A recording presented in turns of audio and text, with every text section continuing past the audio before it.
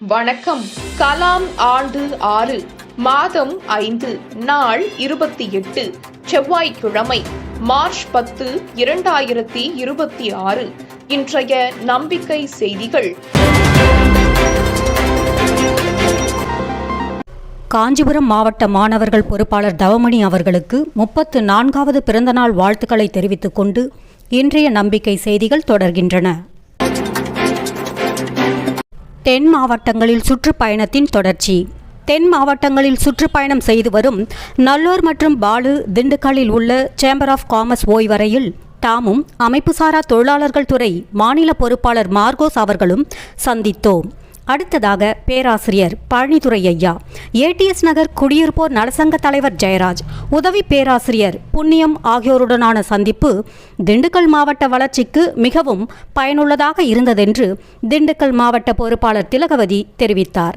அடுத்த நாள் தென்காசி மாவட்டத்தில் மாவட்ட பொறுப்பாளர் காயாரோகன், மண்டல பொறுப்பாளர் நெல்லை வெங்கட், மண்டலங்களின் ஒருங்கிணைப்பாளர் கௌதம் ஆகியோர் தென்காசி மாவட்டம் மண்டலம் செயல்பாடுகள் பற்றி ஆலோசித்ததுடன் அமர் சேவா சங்கத்தின் சண்முகம் அவர்களுடன் தமிழ்நாடு மாற்றுத்திறனாளி அமைப்புகளின் தலைவர் செயலாளர்களுக்கான 2 நாள் முகாம் பற்றியும் மே மாதம் 2ஆம் தேதி முதல் 7ஆம் தேதி வரை நடைபெறவிருக்கும் மாணிக்க மாணவர் முகாம் பற்றியும் ஆலோசிக்கப்பட்டதுடன் அமர் சேவா சங்கத்தின் நிறுவன தலைவர் ராமகிருஷ்ணன் ஐயா அவர்களை சந்தித்து நலம் விசாரித்து ஆசி பெற்று வந்ததாக நெல்லை மண்டல பொறுப்பாளர் வெங்கட் தெரிவித்தார். அங்கிருந்து புறப்பட்ட கௌதம் மற்றும் நல்லூர் வட்டம் பாலு ஆகியோர் மதுரை மாவட்டம் செலைப்பட்டில் 100 நபர்களின் பங்களிப்புடன் 100 ஏக்கரில் இயற்கை விவசாய நிபுணர் பாமையன் அவர்கள் உருவாக்கியுள்ள கூட்டுப்பண்ணை திட்டத்தை பார்வையிட்டனர். அடுத்து பாமையன் அவர்களை அவரது இல்லத்தில் சந்தித்து பேசினர்.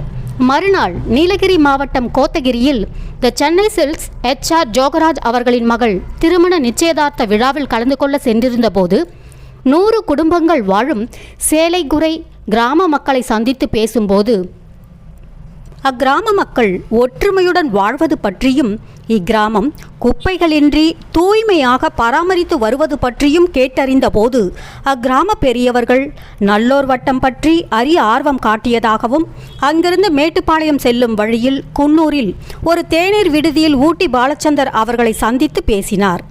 அங்கிருந்து மேட்டுப்பாளையம் அருகில் சிறுவமுகை பேரூராட்சியில் விமல் சாரீஸ் உரிமையாளர் விமல் அவர்களை சந்தித்தார். இந்த சந்திப்பிற்கு விவசாயி விஸ்வநாதன் அவர்கள் ஏற்பாடு செய்திருந்தார். அடுத்து விவசாயி விஸ்வநாதன் அவர்கள் இல்லம், அதனைத் தொடர்ந்து அன்னூரில் யாவரும் கேளீர் அறக்கட்டளை முதியோர் இல்லம் நடத்தி வரும் நாடு ரமேஷ் அவர்களுடன் சந்திப்பிற்கு பிறகு தாமும் நல்லூர் வட்டம் பாலு அவர்களும் சென்னை புறப்பட்டதாக ஸ்ரீ கணேஷ் தெரிவித்தார். நம்பிக்கை செய்திகளுக்காக புதுச்சேரியிலிருந்து கவிதாராஜ்.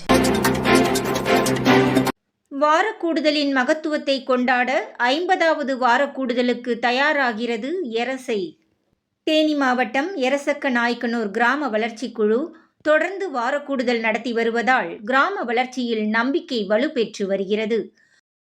10 துறைகளுக்கு 100 துறைகளுக்கு உண்டான பொறுப்பாளர்கள் ஒவ்வொரு கிராமத்திலும் இருக்கணும்.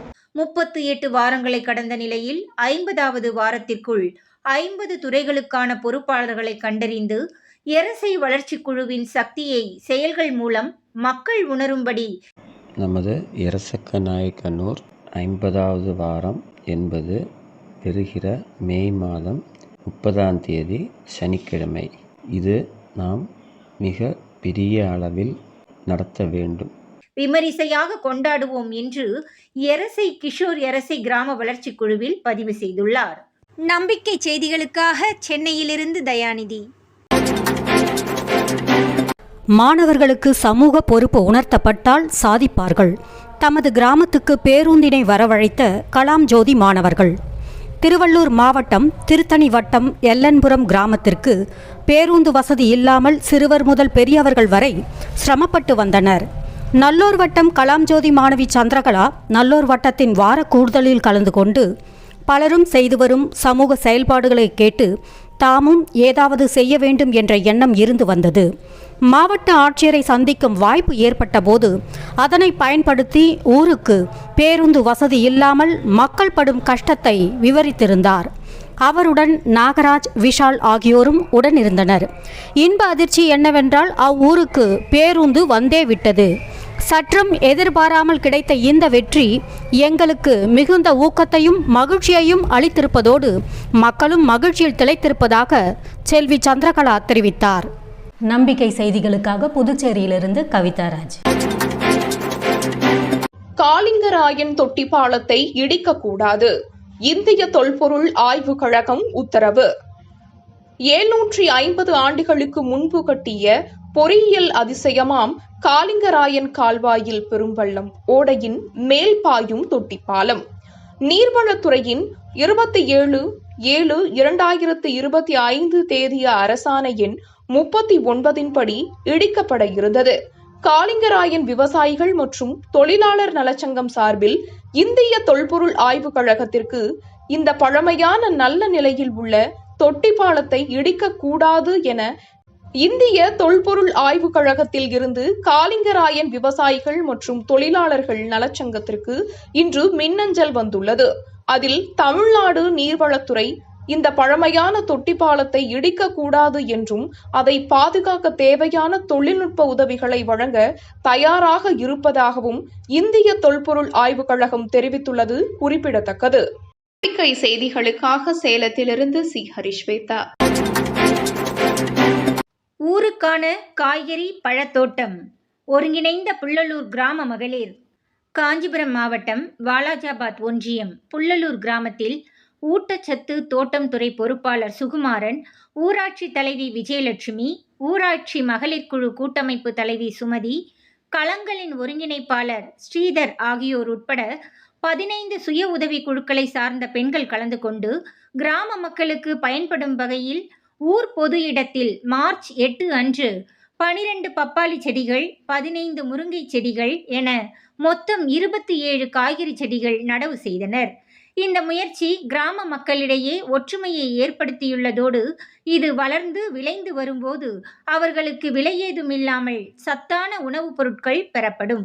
இன்னும் அதிக மக்கள் சேர்ந்து அதிக காய்கறி பழ செடிகள் பயிரிடும்போது ஒற்றுமையால் இன்னும் பல செயல்கள் மூலம் கிராமமே தற்சார்பு கிராமமாக மாறும் என்று இதற்கான ஊக்கத்தை அளித்து வரும் கோவை பாரதி சின்னசாமி தெரிவித்தார். நம்பிக்கை செய்திகளுக்காக சென்னையிலிருந்து தயாநிதி. இத்துடன் இன்றைய நம்பிக்கை செய்திகள் நிறைவடைந்தன.